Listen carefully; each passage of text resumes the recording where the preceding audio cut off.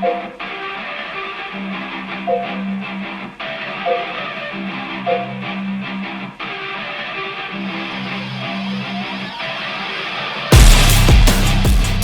crazy to think we are already on Season 2 of the worst of the worst.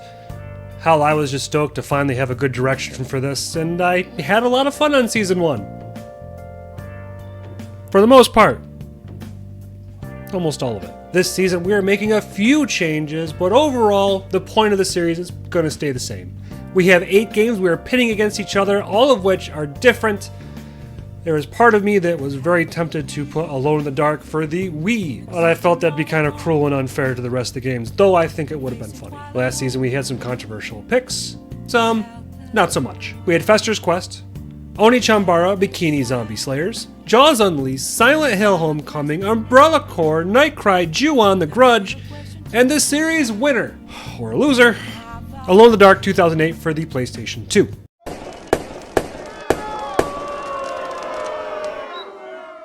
We have our usual categories of game mechanics, presentation, story, and game feel. For game 1 of the season, we are talking Blood Drive, or as I felt while playing this game, the great value version of Twisted Metal. Car combat games were a much bigger deal during the PS1 days, but by the time they made it to the PS3, the fad was long over, and even the reboot of Twisted Metal didn't seem to do that well, or at least not well enough to continue with the franchise. I'm not even sure if we're getting another game after the first season of the TV show. During the hiatus of the king of road combat games, we got this game by Sid He and Pickpock. Those names are not installing a whole lot of confidence. Matter of fact, if you look at the list of games these companies have been a part of, it won't install any further confidence. Show no mercy. The basis behind this game is super simple. If you've played a battle mode in Mario Kart, for example, you know the deal with this one, at least to a degree. You drive around while both dodging incoming attacks and dishing out some of your own. Each car has different stats, and a different special associated with them. Something fans of Twisted Metal should be more than familiar with. You also get a unique driver. Unique.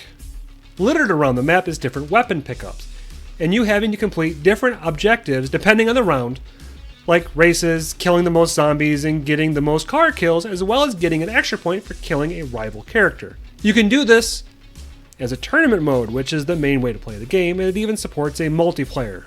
Or you could do single events. I don't know why. It makes no sense.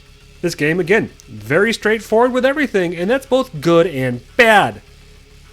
There is nothing other than bare bones experience for you to grab on here. Show no mercy. This game looks like it belongs in a previous console generation. Not that the graphics are bad, but they aren't pretty. But what really makes me think this is the user interface. The menus, the HUD elements, and the overall design really reminds me of PlayStation 1 or PlayStation 2, and I kind of count that as a positive. We're often trying to call back those memories in gaming, especially the indie category. But while a lot of those bring up feelings of nostalgia, this game really just is kind of there. One of the things that made a game like Twisted Metal 2 engaging is the different characters and how their vehicles fit them thematically. And some of them became very iconic. I'm sure you know who I'm referring to.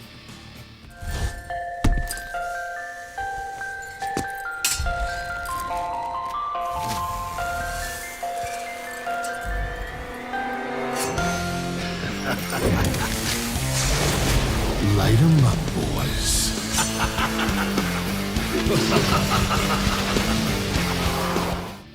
This game, on the other hand, doesn't have any characters that stand out. Everything is bland, and the cars, for the most part, don't seem to be anything special. And when you're playing, they just seem a little random.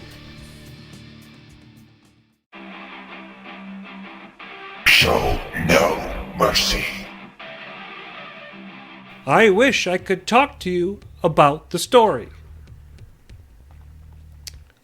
I can't. That was something I enjoyed a lot about other car combat games, but there is a big snag with this one. name is Calypso. Exactly 1 year ago on Christmas Eve, my Twisted Metal contest destroyed the City of Angels. Down below, life has come to a halt as survivors struggle to stay alive. Calypso! Calypso, what have you done? What have you done? Ladies and gentlemen, welcome to the city of Las Ruletas, your host for the Blood Drive Tournament. Here in Las Ruletas, we said you to that zombie apocalypse. That's right, Sid heads, we've got the badass cars. We've got the howling undead. We've got your favorite drivers mowing down everything in that path. You have to pretty much do all of the tournaments in order to get the ending for your character. And it took me 40 minutes just to get a win in the first one, and you're not allowed to jump ahead. You also can't save mid-tournament, and I'm told later on some of these tournaments go for a very long time. This is beyond unnecessary for a game like this. What could have been a fun, arcadey game with a simple ending turned into something that I didn't even want to see anymore, and was unwilling to go the distance to even see a single ending. Show no mercy. I just said that this should have been more of an arcade feel, and even though there are some elements of this, they still missed the mark on what made those older games just feel good. Of all the cars I played, there wasn't one of them that I could stop and say it handled well. There's some weirdness with some things. I'm not sure why, but I constantly felt like I was unable to turn enough to keep track of any of my opponents. For a game in which you need to be able to kill opponents, you need to either be able to turn well to make sure you can hit them, or weapons that are fun and easy to use. This game doesn't exactly hit the mark with this at all. The weapons aren't fun to use. And I do feel if they leaned in the same direction as the hood elements and went more with an arcade feel, this could have worked out so much better. Seriously, I'm not sure how a game can feel this poorly when they could have just cheated off someone else's homework. There's even an indie game called Diesel Guns that was very short-lived that handled this far better than Blood Drive. I'm not sure how they could have messed up the handling so bad. None of it feels like you're actually driving a car. A tank might be a little bit more appropriate.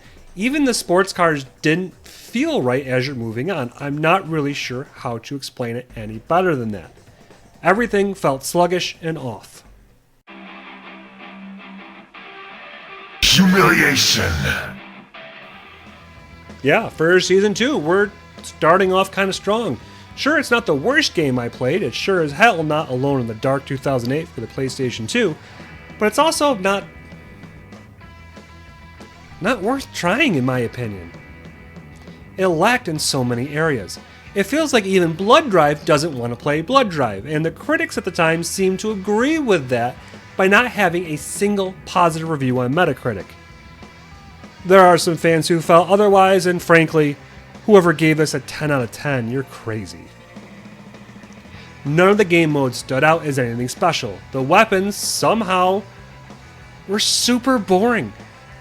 And the only more boring thing was the characters. Seriously, if you're looking for a car combat game on the PS3, you really should have waited for Twisted Metal. Or better yet, go back and play Twisted Metal 2. Or even Twisted Metal Black. I love that game. It's hard as hell, but at least it's interesting. You could have done worse than play this game. Again, you could have played Alone in the Dark. I wonder if that's getting old for anyone. It's sure as hell not getting old for me. The next game we're playing is actually very, very well known in the retro gaming sphere, and is probably hated more than Fester's Quest. Is it worth the hate? We'll find out.